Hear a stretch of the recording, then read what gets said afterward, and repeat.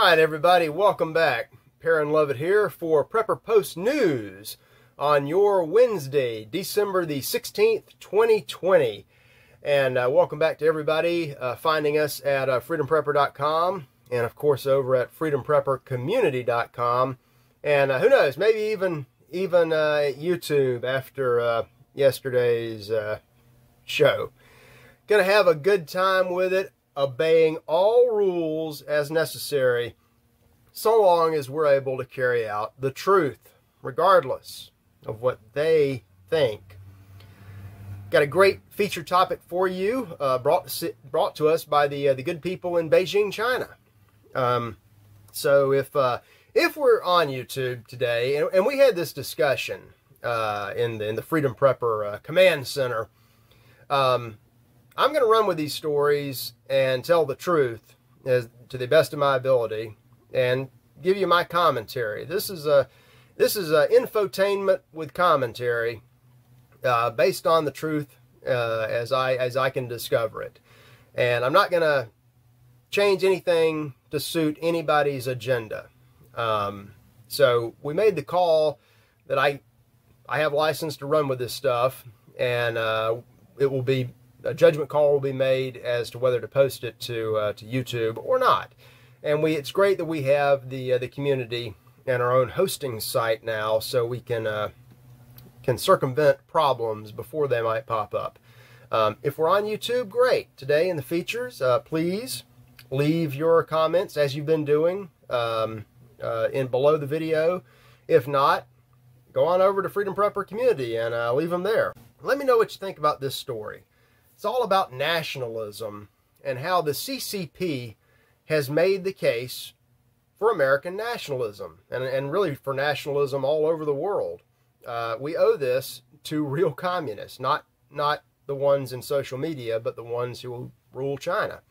The CCP, of course, is the Communist Chinese Party, or the Chinese Communist Party, the only party in China.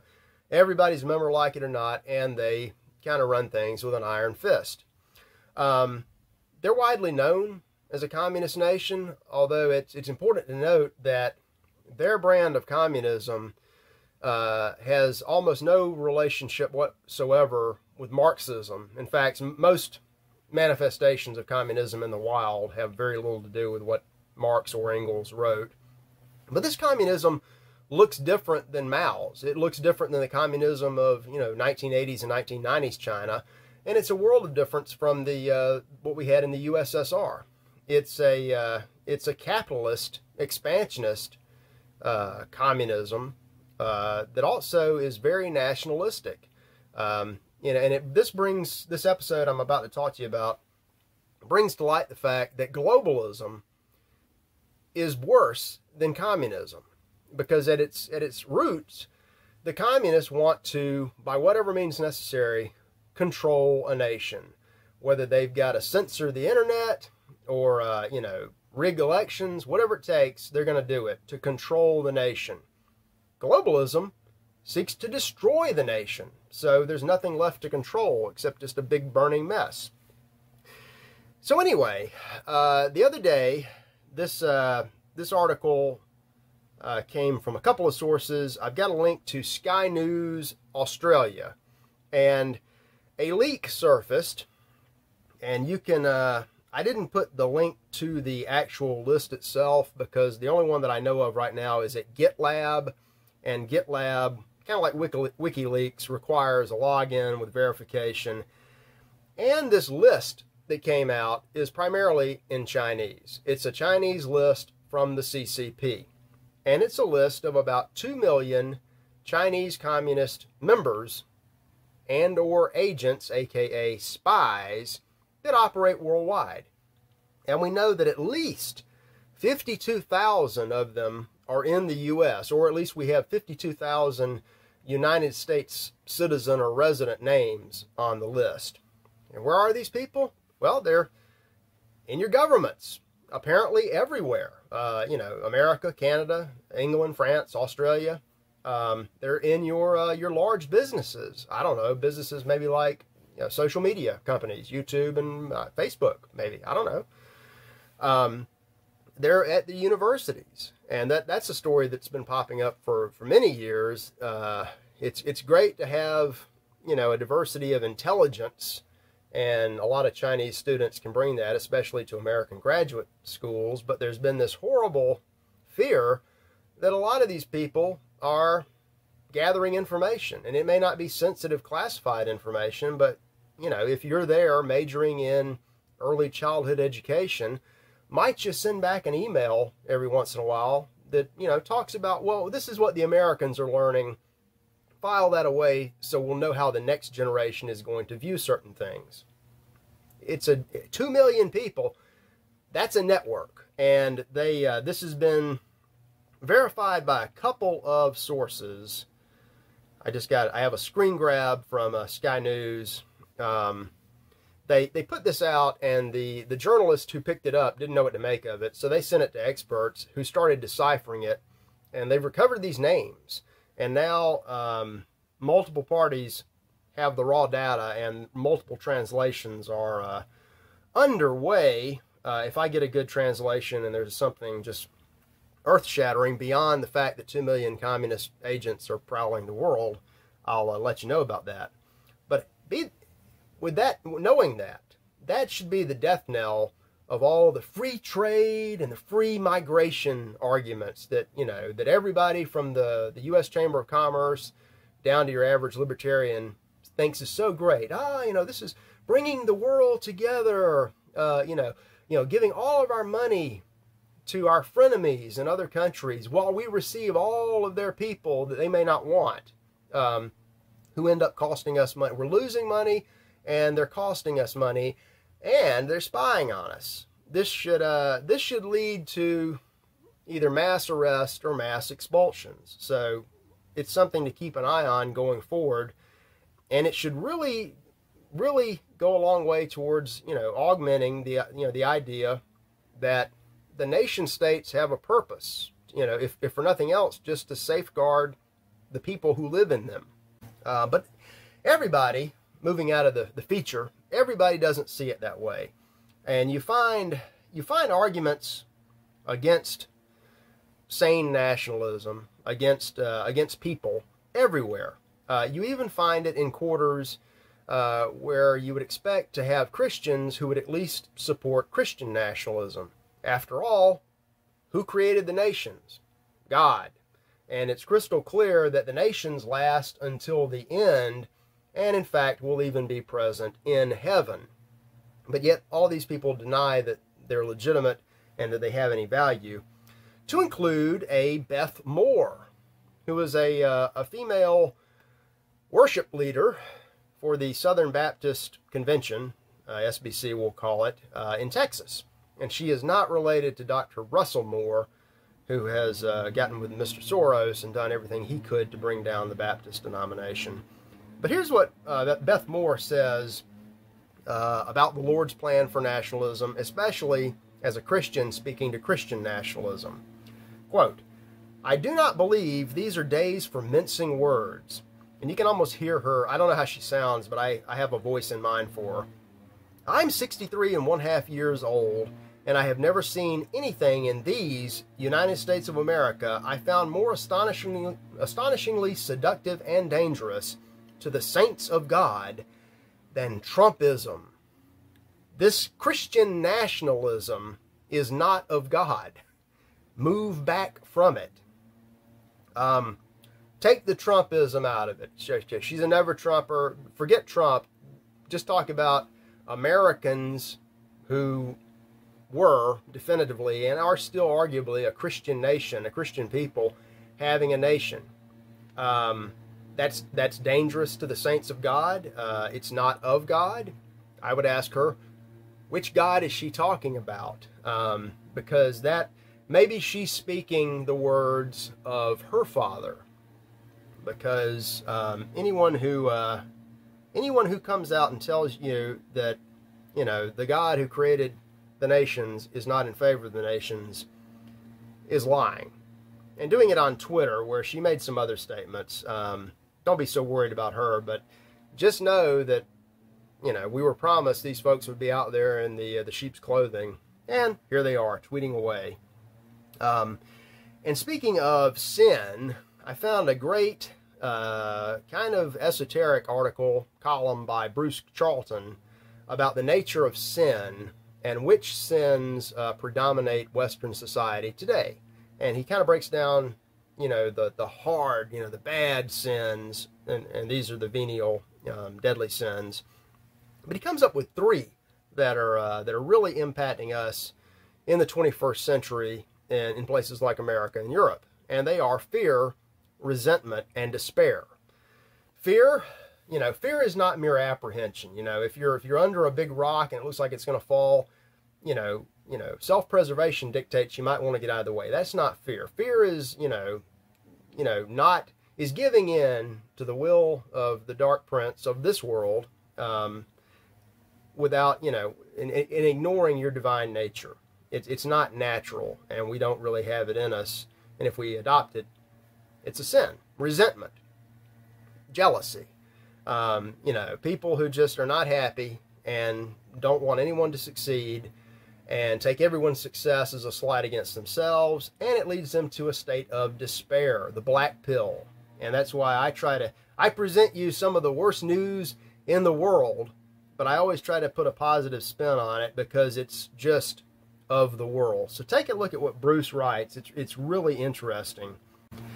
And let's move on with more excellent news of this world, all in keeping with all the guidelines I could find about everything.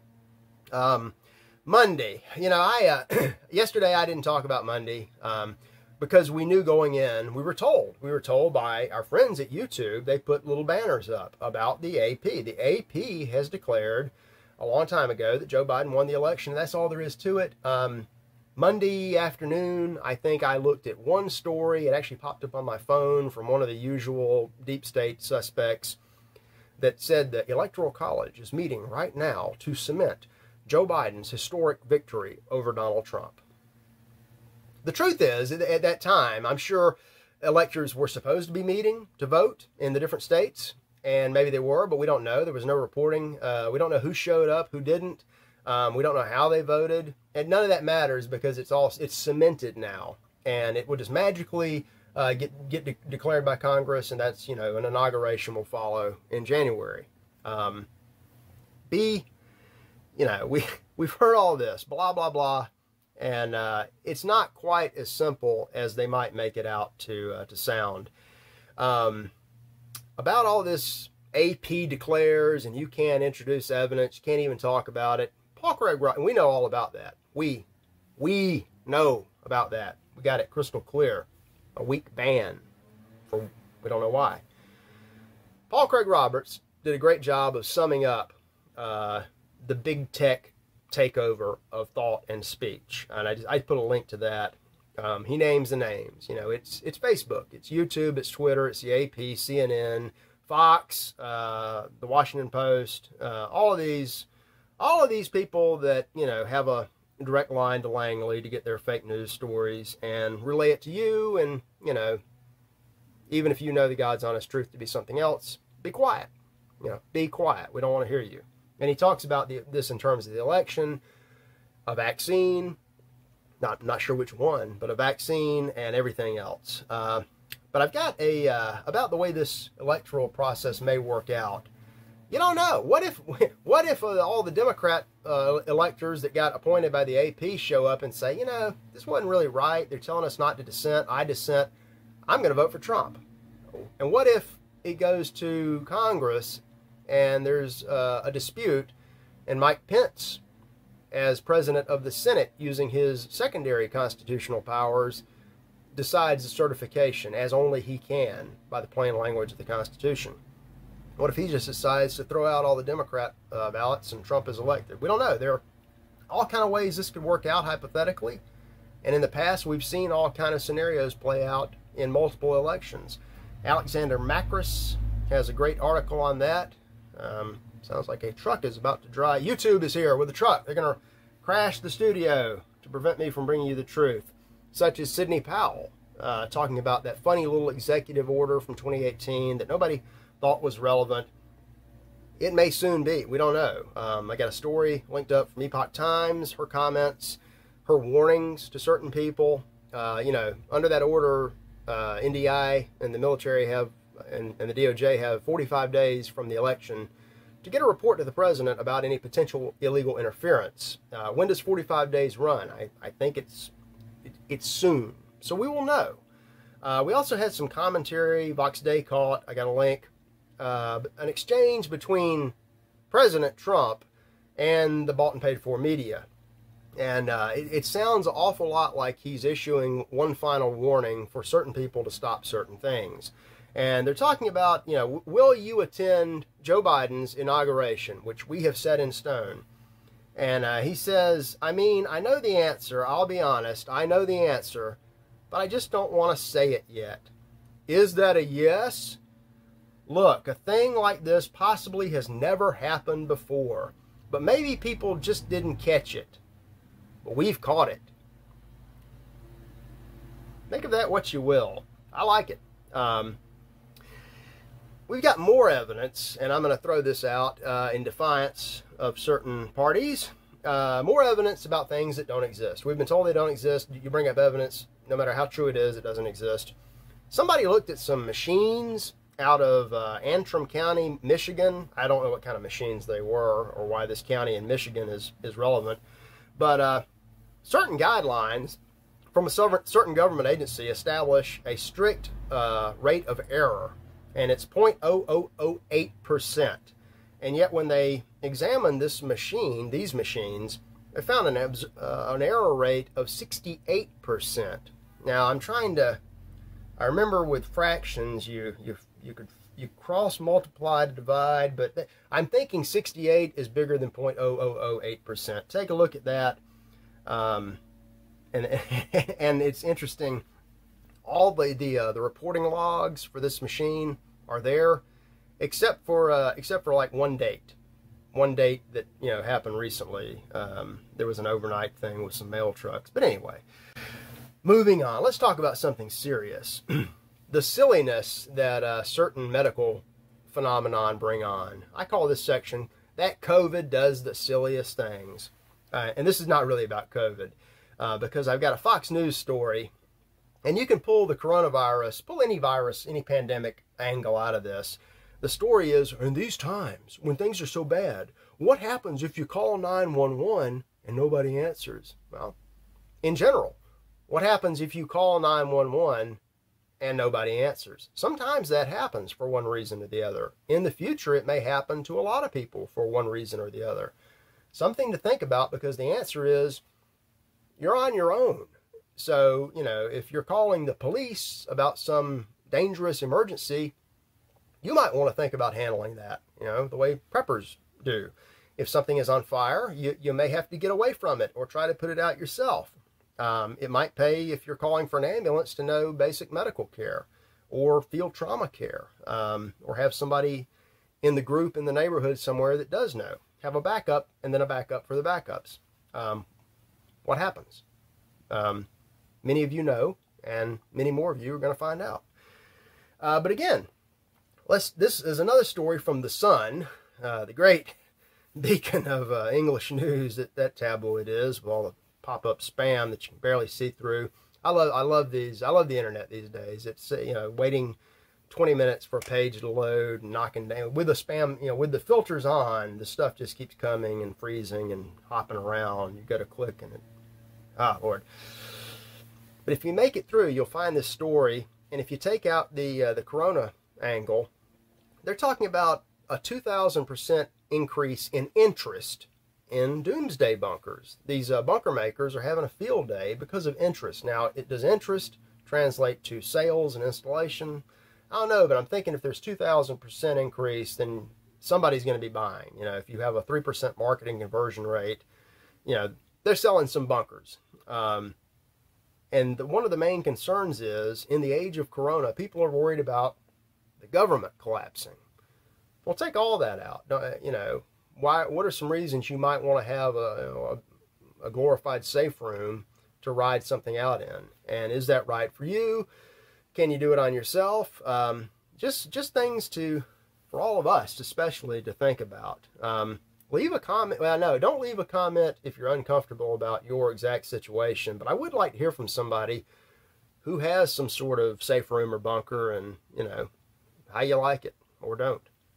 And here's the craziest story of all. This beats all this stuff. Everybody's saying wash your hands. And at the beginning of this, that was my, you know, my initial reaction is like, well, you know, if there's any kind of germ floating around, maybe wash your hands, you know, once or twice with soap. Here's a story about people washing their hands, you know, a dozen, 20, 30, 50 times a day, and then applying the alcohol-based hand sanitizer constantly in between those washings. And they're washing their hands until their skin bleeds. And when your skin cracks and starts bleeding, you've just opened a pathway for all kinds of viruses, bacteria, and anything else to get in. Seems kind of self-defeating. Why are people doing this? Because more and more people are self-admitting to being germaphobes. They're afraid of life. It's that fear that's not quite natural. I mean, if you spill, you know, acid on your hand, you want to neutralize that fast to mitigate damage. If there's just something out there you don't know about, don't, you know, take minor precautions as necessary, but don't rub your skin off. We've got, and this is interesting, 73% of men are allegedly germophobic by their own confession, and 57% of women. So, guys, you're more afraid than the ladies, and everybody, a majority, is afraid.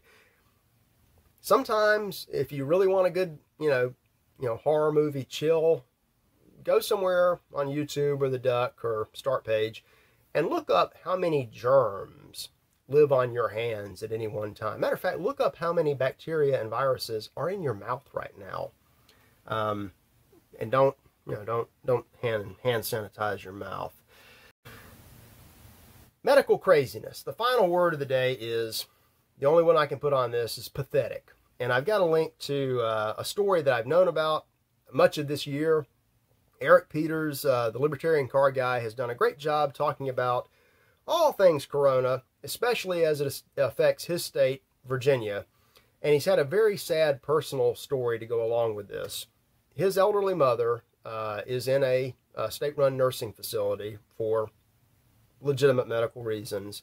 And for the whole year, she's been held hostage, that no one has been allowed to see her. They take her retirement money and don't report back to the family. So he wrote, and the reason is, well, we can't let you in because if you do, then all these vulnerable people like your mom will get the coronavirus and die, and you don't want that to happen. Well, now he finds out that she and a bunch of the other old folks somehow got the coronavirus. So now he wants to know, okay, she's got it. I'm willing to take the chance. Why can't I see her? And it's heart-wrenching what he writes, and he ends it on a note that might give some people hope and might put a little fear in some people. And I'm with him all the way. God bless you, Eric. God bless your mom. And he asked God to do something else with all of these tyrants. So take a look at that. And take a look tomorrow when we're back with more cheery happiness from this year that is quickly winding down. I think we've got, what is it, less than 10 days to Christmas now. Which is just enough time, I think, if you were to order some Freedom Roasters coffee, they could get that rush delivered to you by Christmas Eve. Maybe. Don't hold me to that, but just order the coffee anyway. Help us out. I'll see you back tomorrow. And with one more thing. I have, almost 2 months ago, I shot a special feature about a special topic, an introductory that was very popular, and I have now completed the next segment about how we got here, and that will be airing somewhere sometime soon. You won't want to miss it. So until then, till tomorrow, have a great day, and I'll see you soon.